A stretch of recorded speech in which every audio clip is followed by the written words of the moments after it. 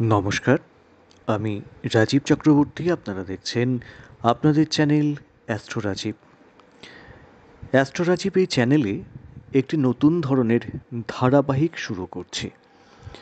কোন মাসে জন্ম হলে জাতক বা জাতিকা কেমন হন, কেমন হয় তাদের ভাগ্য, কোন দিকে গেলে তাদের অগ্রগতি হয়, আর্থিক ভাগ্য কেমন হয়, প্রেম দাম্পত্য কেমন হয়, স্বাস্থ্য কেমন যেতে পারে, এই সমস্ত নিয়েই থাকছে একটু বিস্তারিত আলোচনা। যারা আজকে প্রথম দেখছেন তাদের বলবো চ্যানেলটি সাবস্ক্রাইব করে নিতে, কারণ প্রত্যেক মুহূর্তের আপডেট পেতে চ্যানেলটি কিন্তু সাবস্ক্রাইব করে নেওয়া প্রয়োজন। মাসিক রাশিফল যেমন থাকে তেমন থাকে ধর্ম নিয়ে আলোচনা এবং বিভিন্ন রকম গোচর পরিবর্তন বা জ্যোতিষ রিলেটেড নানা রকম আলোচনা আপনারা এই চ্যানেল থেকে পাবেন। ফোন নাম্বার, হোয়াটসঅ্যাপ নাম্বার থাকছে, চাইলে যোগাযোগ করতে পারেন। আজকে যেটা নিয়ে আলোচনা করব, আষাঢ় মাসে জন্ম হলে সেই জাতক বা জাতিকার ভাগ্য কেমন হয়। আপনারা বলতেই পারেন যে প্রথমেই আষাঢ় দিয়ে শুরু করলাম কেন। আসলে আমার জন্ম মাসটাও কিন্তু এই আষাঢ়। তো নিজের জন্ম মাস দিয়েই কিন্তু এই যে ধারাবাহিক আলোচনা সেটা শুরু করলাম।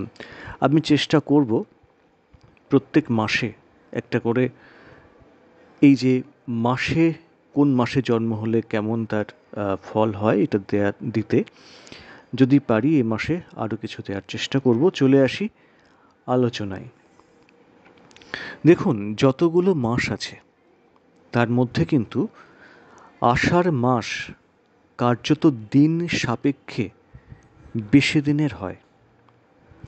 কোনো কোনো বছরে ৩২ দিন, মানে ৩২শে আষাঢ়ও কিন্তু হয়। আষাঢ় মাসের একটা বিশেষত্ব আছে।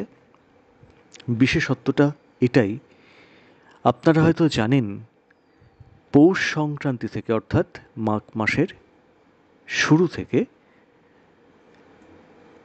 ৬ মাস স্বর্গে দিন থাকে। আবার শ্রাবণ মাস থেকে শুরু হয়ে যায় সূর্যের অয়ন পরিবর্তন এবং স্বর্গের রাত। বলতে পারেন স্বর্গের দিনের একদম প্রত্যন্ত যে মাসটি, বলতে পারেন গোধূলি লগ্ন, সেটি হচ্ছে এই আষাঢ়। আষাঢ় মাস সূর্যদেব স্বভাবতই মিথুন রাশিতে অবস্থান করেন। এবার চলে আসি আষাঢ় মাসের জাতক বা জাতিকাদের ভাগ্য কেমন, তারা কেমন হন সেই আলোচনায়। যাদের আষাঢ়ে জন্ম তারা কিন্তু বুদ্ধিমান হন। তাদের কথাবার্তার মধ্যে একটা মার্জিত ভাব থাকে। সাধারণত এরা একটু চঞ্চল প্রকৃতির হলেও এরা কিন্তু মেধাবী হন। এদের মধ্যে ধনী হওয়ার একটা মানসিকতা থাকে। মোটামুটি এরা স্বাস্থ্যবান, এরা প্রিয়ভাষী এবং মানুষকে কিন্তু খুব একটা ক্ষতি করতে এরা চান না। এদের যারা শরণাগত বা বন্ধু, তাদের কিন্তু এরা প্রতিপালক হতে পারেন। এরা অত্যন্ত তীক্ষ্ণধী অর্থাৎ বুদ্ধিমান।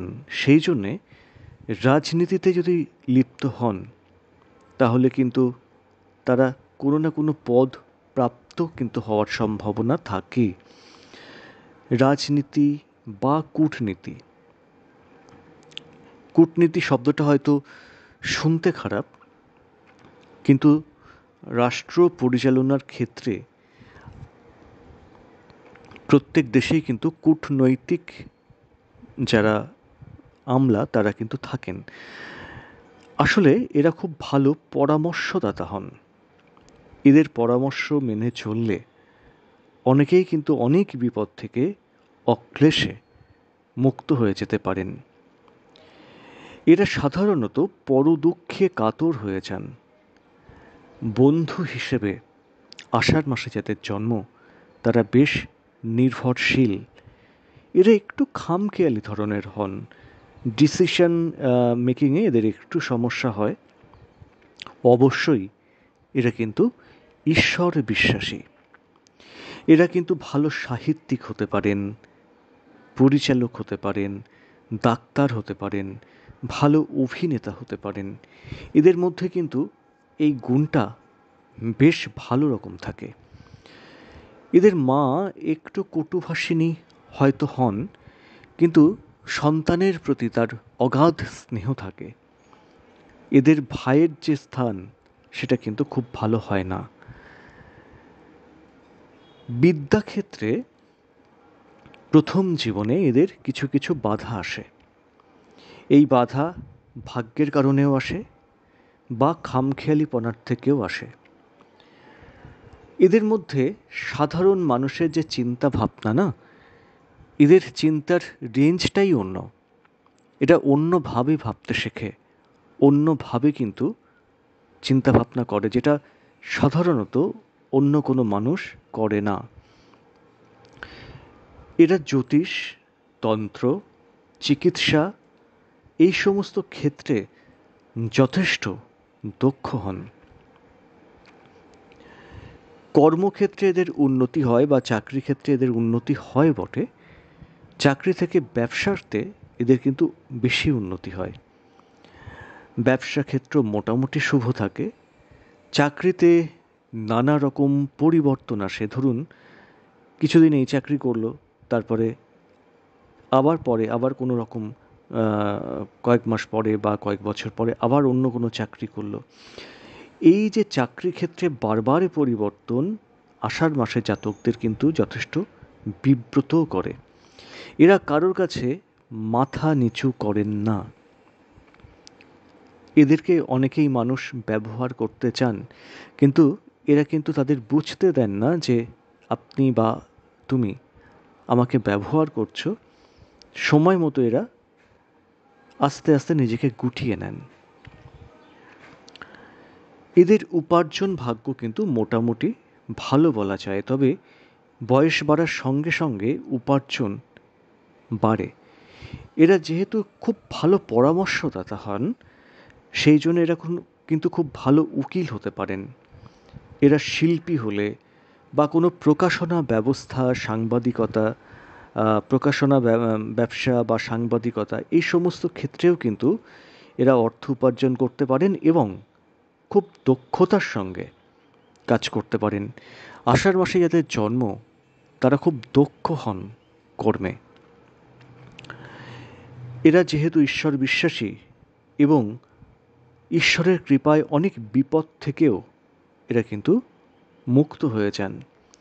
মাঝে মাঝে একটু অর্থ কষ্টের মধ্যে পড়েন, কিন্তু দৈবিক কৃপায়, ঈশ্বরের কৃপায় তার থেকে মুক্ত হয়ে যান। প্রেমের ব্যাপারে এদের মনস্থির করতে কিন্তু অসুবিধা হয়। এরা জীবনে অনেক নারী এবং নারী হলে পুরুষ তাদের সান্নিধ্যে আসেন, তাদের সঙ্গে বন্ধুত্ব হয়। তবে বিবাহিত জীবন কিন্তু মোটামুটি সুখেরই বলা চলে। জাতকদের ক্ষেত্রে বলবো, আষাঢ় মাসে যাদের জন্ম তাদের স্ত্রী সাধারণত শিক্ষিতা, বুদ্ধিমতী এবং সুন্দরী হয়ে থাকেন।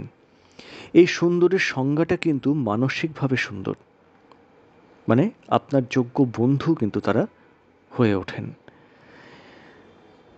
এদের স্বাস্থ্য মোটামুটি এক প্রকার যায়, তবে বিশেষত কিন্তু চোখের রোগ, তারপরে ধরুন গ্যাস অম্বল, পেটের কোনো সমস্যা, বাতজ কোনো ব্যথা যন্ত্রণা, সর্দি কাশি এই সমস্ত কিন্তু এদের প্রায়শই ভোগায়। এদের একটু সাবধান থাকতে হবে জল থেকে।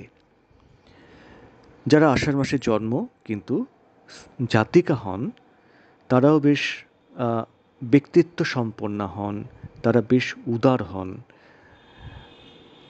এদের মধ্যে একটা ভাব প্রবণতা থাকে। এরা সাহিত্যকে খুব ভালোবাসেন। এদের কল্পনা শক্তি খুব প্রবল। এরা লেখালেখি করতে পছন্দ করেন। এরা যদি ডাক্তার বা লেখালেখিতে যুক্ত থাকেন তাহলে কিন্তু সুনামও অর্জন করতে পারেন। এরা অত্যন্ত ভালোবাসার মানুষকে অত্যন্ত ভালোবাসেন এবং তার মধ্যে কিন্তু কোনো কৃত্রিমতা থাকে না। এদের মধ্যে একঘেয়েমি জিনিসটা না একদম এরা সহ্য করতে পারে না।